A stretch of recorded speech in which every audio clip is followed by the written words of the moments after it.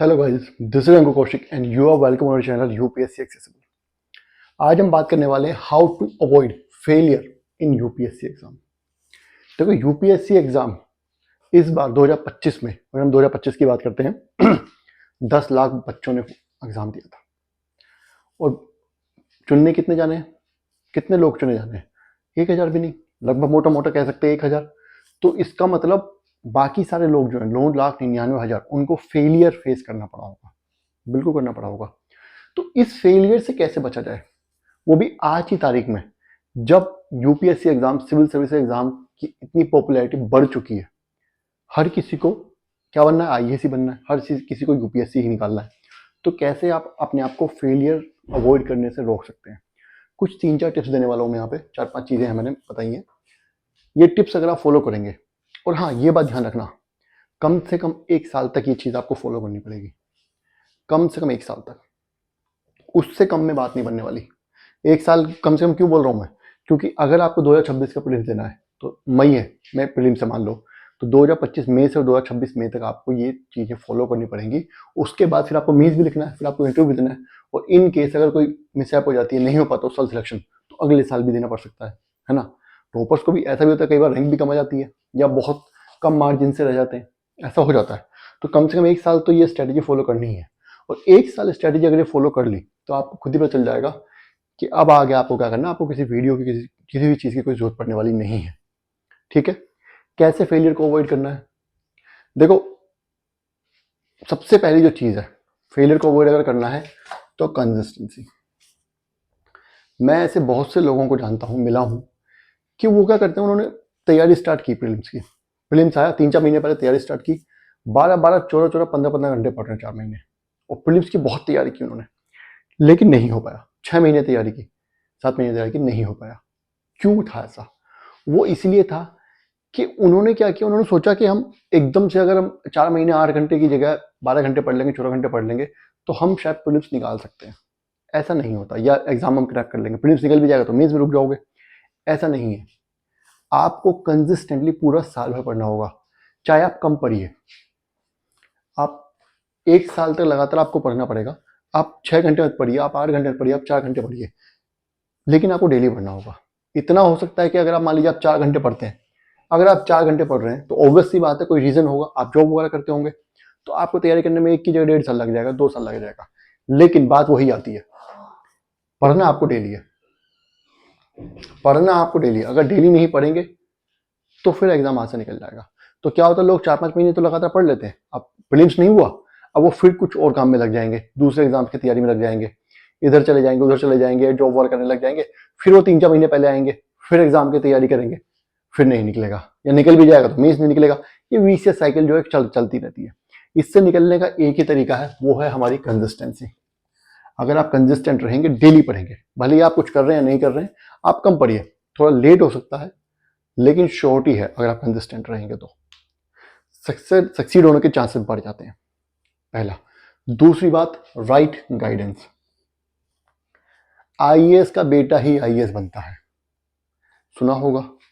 Already selected लोग जो हैं, उन्हीं के घर में से सिलेक्शन होते हैं बहुत ज्यादा, उन्हीं के भाई बहन दूसरे जो हैं वही आईएएस बनते हैं, या किसी के घर में किसी ने तैयारी की होगी, वो एक उसने प्रीलिम्स मेंस लिखा होगा या इंटरव्यू तक पहुंचा होगा, उसके घर में आईएएस बनने के चांसेस ज्यादा बढ़ जाते हैं।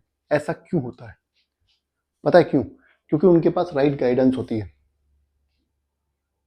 एक इंसान है, अब वो पढ़ने में लगा हुआ, न्यूज़पेपर 3-4 घंटे न्यूज़पेपर में डाल रहा है, वहीं अगर उसके घर में किसी ने पहले तैयारी की होगी, कोई मेंटोर होगा, तो वो उसको बताएगा कि भाई क्या पढ़ा, न्यूज़पेपर पढ़ा, कितने घंटे पढ़ा? वो बोलेगा जी 4 घंटे से पढ़ रहा हूँ। बोला 4 घंटे? न्यूज़पेपर को आधे घंटे से ज़्यादा देना ही नहीं चाहिए। 3.5 घंटे तुमने खराब किए, कुछ और पढ़ सकते थे। क्या क्या पढ़ा? वो बताएगा यही न्यूज़ पढ़ी है, और बोल देगा इसमें से तो आधी से ज़्यादा आ जाएगा, 90% तो बेकार का है, सिर्फ ये 2 न्यूज़ काम की हैं, यही पढ़नी है तुम्हें।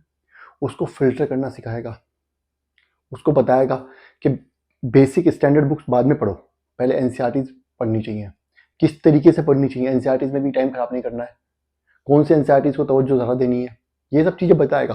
पीवाईक्यूज जरा करने हैं, मॉक टेस्ट को किस तरीके से करना है, ये गाइडेंस जो है।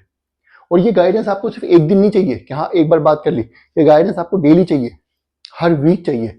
तो क्यों होता है ऐसा कि जो बंदे आइसोलेशन में रहते हैं, इक्का दुक्का, देखो एक्सेप्शन हर जगह होते हैं, ठीक है, लेकिन जो बंदे आइसोलेशन में रहते हैं वो प्रीलिम्स निकाल लेंगे, मेंस में अटक जाते हैं। ऐसा क्यों होता है? उनके पास गाइडेंस की कमी नहीं होती, उनको कोई ये बताने वाला नहीं है कि मेंस की तैयारी प्रीलिम्स से पहले नहीं, प्रीलिम्स के बाद नहीं होती, प्रीलिम्स से पहले होती है। प्रीलिम्स की तैयारी स्टार्ट करने से पहले मेंस की तैयारी हो जानी चाहिए। ये गाइडेंस है और इसको फॉलो करना पड़ता है, पूरा 1 साल तक ट्रैक रखना पड़ता है। ऑप्शनल कौन सा चूज करना है, कैसे पढ़ना है, ये भी, इसके लिए भी गाइडेंस चाहिए आपको। लोग, मैंने देखा सारे टाइम बर्बाद कर देते हैं, ऑप्शनल नहीं पता करता उनको कैसा है।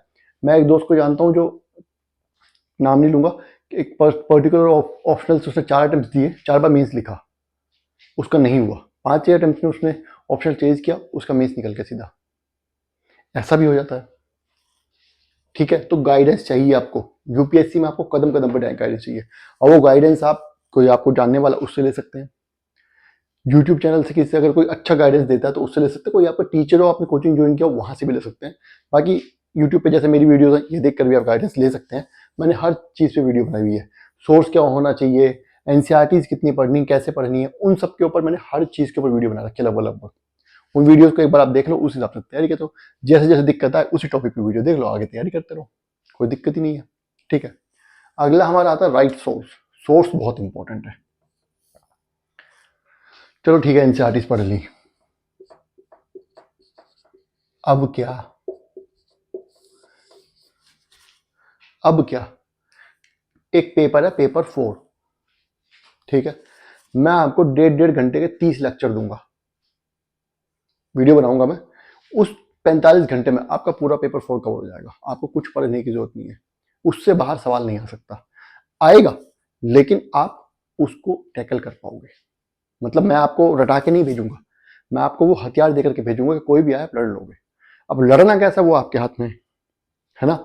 तो कहने का मतलब क्या है कि जो काम 45 घंटे में हो रहा है, उसके लिए लोग 3 बुक पढ़ते हुए देखे मैंने।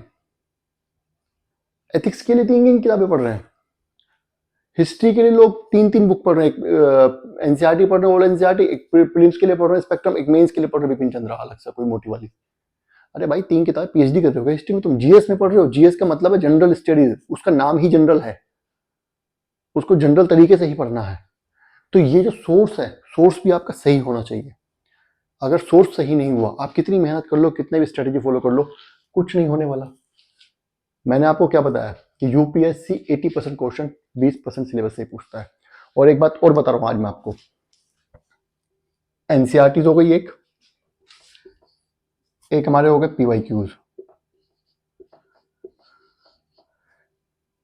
पीवाईक्यूज, और एक हमारी तीसरी चीज हो गई करंट अफेयर्स। ये 3 चीज, चाहे प्रीलिम्स हो चाहे मेंस हो, 70 to 80% सिलेबस आपका ही खत्म करनी है। अब आपको सिर्फ 30% सिलेबस के लिए ही बाहर जाना है। उस 30% में एथिक्स भी है आपका, ऑप्शनल की बात नहीं कर रहा हूं मैं भी, ठीक है। एथिक्स भी है आपका, हिस्ट्री भी है, ज्योग्राफी भी है, पॉलिटी भी, सब कुछ है, लक्ष्मीकांत भी आ गई उसी में। आपको बहुत ज़रा बाहर से नहीं पढ़ना है।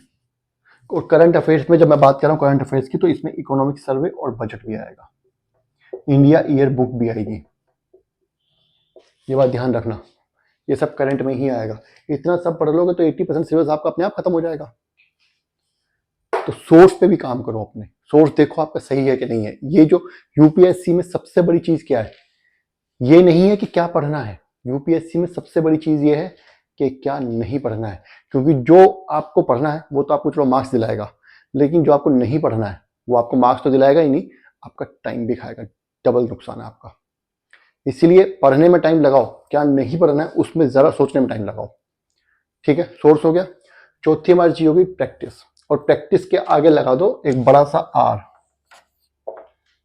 Regular practice. डेली आपको पीवाईक्यूज, अगर मैं 1 साल की बात कर रहा हूं, आप 1 साल का प्लान लेके चल रहे हैं, 2 साल का प्लान लेके चल रहे हैं, 3 साल का प्लान लेके चल रहे हैं, आपको डेली पीवाईक्यूज करने ही करने हैं। आपको डेली मॉक टेस्ट चाहे 10 लगाएं क्वेश्चन, लेकिन लगाओ। 10 नहीं लगाते हो, अगर डेली नहीं लगा सकते हो, मान लो आपके एग्जाम को काफी टाइम है, हफ्ते में एक लगा लो, 15 दिन में एक लगा लो, टेस्ट सीरीज ज्वाइन कर लो, ऑनलाइन आजकल मिल जाती है सस्ती सस्ती, हमारी भी स्टार्ट हो जाएगी थोड़े टाइम में, वो ले लेना। जुलाई अगस्त के बाद स्टार्ट हो जाएगी, सितंबर से शायद ले लेना, कोई दिक्कत ही नहीं है। उसको लगाओ आराम से, घर में बैठे हो, 15 दिन में एक टेस्ट आएगा, ऑनलाइन बैठ के लगाया, छुट्टी। पता चल जाएगा तो तुम्हें किस सब्जेक्ट में कितना काम करना है, क्योंकि जो पीवाईक्यू, जो एनसीईआरटी, जो करंट अफेयर्स आप 1 महीने में पढ़ोगे, 15 दिन में पढ़ोगे, उसका टेस्ट अब 15वें दिन होगा, है ना। तो आपको पता चल जाएगा आप कितने पानी को, इसलिए प्रैक्टिस बहुत ज्यादा जरूरी है।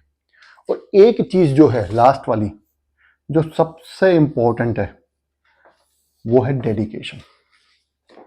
एक कहावत कहते हैं, eat GS, drink GS, sleep GS. क्या आपको खाना भी जीएस है, पीना भी जीएस और सोना भी जीएस है। आप कुछ भी करो, आपके मन में जनरल स्टडीज चलते रहना चाहिए, आपकी आईएएस की तैयारी आपके मन में चलते रहना चाहिए। अगर आपको जॉब भी कर रहे हो तो ऐसा नहीं है कि आपने अब 4 घंटे पढ़ा, आपका काम खत्म हो गया, अब आप जॉब पे जाओगे तो आप वहां के होगे, नहीं। आप जॉब कर रहे हो लेकिन आपके मन में आपने जो पढ़ा उसके बारे में चीजें चलती रहनी चाहिए।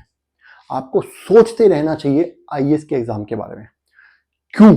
इस बात को मैं प्रूव कर सकता हूं, पूछो कैसे। जो आईएएस का एग्जाम होता है उसमें जो मेंस में लिखा जाता है 200 मार्क्स का क्वेश्चन, 200 वर्ड का एक पेपर, 200 वर्ड का एक क्वेश्चन होता है मेंस में आता है। जो बहुत ज्यादा जिनकी राइटिंग अच्छी स्किल्स होती हैं एकेडमिकली, जो बहुत ही हाई फाई लैंग्वेज में लिखते हैं, बहुत ही स्ट्रॉन्ग वर्ड्स यूज करते हैं, बहुत डिफिकल्ट वर्ड्स यूज करते हैं, उनका मेंस कभी नहीं निकलता। पूछ लेना, जो आपके बंदे में होगा ना कोई इंग्लिश ऑनर्स करा हुआ, बहुत ज्यादा हाई फाई इंग्लिश लिखता होगा, बोलता नहीं, लिखता होगा आंसर्स में, किसी के भी। आप एक काम करो, आप किसी भी टॉपर की कॉपी उठा के देख लो, उसकी जो वो होगी कॉपी, वो एक 10वीं क्लास का बच्चा समझ लेगा। क्यों बोला, क्यों होता है ऐसा? क्योंकि जब एग्जामिनर आपकी कॉपी चेक करता है, जब एग्जामिनर आपकी कॉपी चेक करता है तो उसको ये हिदायत दी होती है कि ये जो आंसर लिखा है, लैंग्वेज की नहीं, इंग्लिश में है तो इंग्लिश में, हिंदी में तो हिंदी में, कोई दिक्कत नहीं, क्योंकि लैंग्वेज तो वो आपको सिखाएंगे जहां भी आपका कैटर हो जाएगा। अगर आप नॉर्थ इंडिया से हैं, आपको साउथ इंडियन स्टेट में, मान लो केरला में आपको चला गया, तो they will make you learn Malayalam, तो आपको लैंग्वेज का इशू तो सोल्व हो जाएगा। लेकिन जिस भी लैंग्वेज में आपने लिखा है फिलहाल, उस लैंग्वेज में क्या एक इंसान जो बेरली पढ़ना लिखना जानता है, जो एक लैंग्वेज जानता है, अगर उसको मैं समझा पाऊं, रिक्शा वाला जो बोले, क्या वो आपका आंसर समझ लेगा अगर उसको बात बताई जाए? अगर मैं ये बात बोलूं कि इंडिया में गरीबी बहुत ज्यादा है, पोवर्टी, लेकिन हम डेली रॉकेट लॉन्च कर रहे हैं, तो हमें यहां पे कम ध्यान देना चाहिए, हमें पोवर्टी पे ज्यादा ध्यान देना चाहिए, हमें हथियारों पे कम ध्यान देना चाहिए, S-400 पे कम ध्यान देना चाहिए, और हमें पोवर्टी पे खाना बांटने में ज्यादा ध्यान देना चाहिए। तो मेरी लैंग्वेज इस तरीके की इतनी सिंपल होनी चाहिए कि मैं ये बात एक रिक्शा वाले को, एक गरीब इंसान को जो कि फ्री राशन एक्सपेक्ट कर रहा है, उसको ये बात समझा सकूं कि फ्री राशन जितना इंपॉर्टेंट है, बहुत इंपॉर्टेंट है, लेकिन एक रॉकेट का लॉन्च होना भी उतना ही इंपॉर्टेंट है। क्योंकि रिमोट सेंसिंग सैटेलाइट्स हमारे होते हैं, वो हमें बताते हैं कि हमें कृषि में कैसे हेल्प करेंगे, और जब वो कृषि में हेल्प करेंगे तो अगले साल हम और बेहतर उत्पादन कर पाएंगे, प्रोडक्टिविटी हमारी हो जाएगी, और आपको वो अनाज जो है शायद और सस्ते दामों में मिलेगा। ये बात मुझे एक ऐसे इंसान को समझानी जिसके पेट में रोटी नहीं है, जो फ्री राशन एक्सपेक्ट कर रहा है और डेली मजदूरी करता है। कैसे समझाऊंगा? भले इंग्लिश में समझाऊं, चाहे हिंदी में समझाऊं, चाहे मलयालम में समझाऊं, लेकिन वो आएगी क्या समझ में? और वो तभी आ सकती है, वो मैं तभी कर सकता हूं जब मैं हर चीज को एडमिनिस्ट्रेशन से रिलेट करके देखूंगा, जब मैं हर चीज को वेलफेयर से रिलेट करके देखूंगा। अरे सिंपल सी बात है यार, आपको अर्थक्वेक पढ़ाया जाता है, अर्थक्वेक का आईएएस से क्या मतलब है? डिजास्टर मैनेजमेंट कौन करेगा? ज्योग्राफी क्यों इंपॉर्टेंट है आईएएस के लिए? पता होना चाहिए वहां कैसी खेती कर सकता हूं मैं, ये पता होना चाहिए कि अर्थक्वेक प्रोन एरिया है कि नहीं है, किस तरीके के घर वहां बनने चाहिए, किस तरीके का रास्ता बनना चाहिए, रॉक स्ट्रक्चर कैसा है, पाइपलाइन कैसी बिछेगी। हर चीज में आपको पेनिट्रेट करना पड़ेगा, आपकी सोच को हर चीज में घुसना पड़ेगा कि यहाँ पे लोगों का वेलफेयर कैसे होगा।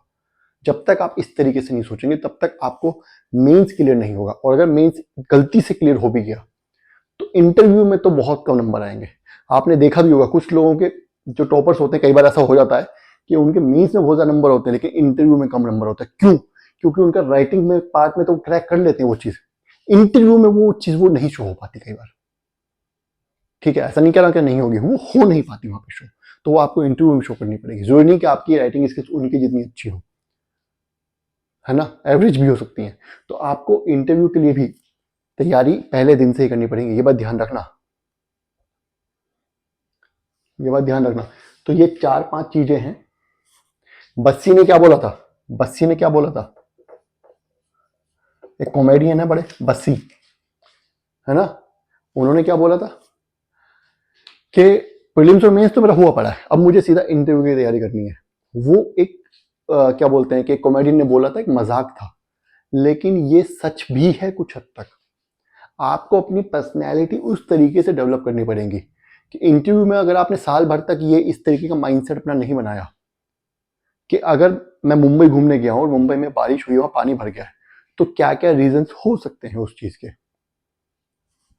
वो आप सर्च कीजिए हाथ के हाथ।